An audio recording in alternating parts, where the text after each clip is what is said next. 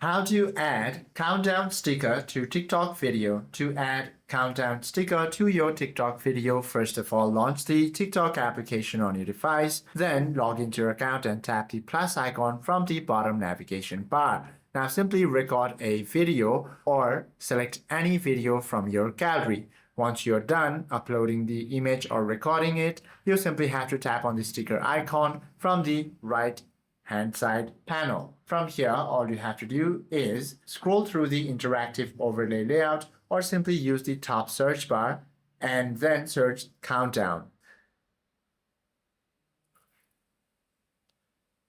Once you find the countdown sticker, you simply have to go ahead and then tap on it. From there, you can now write a title and set the expiration date as well.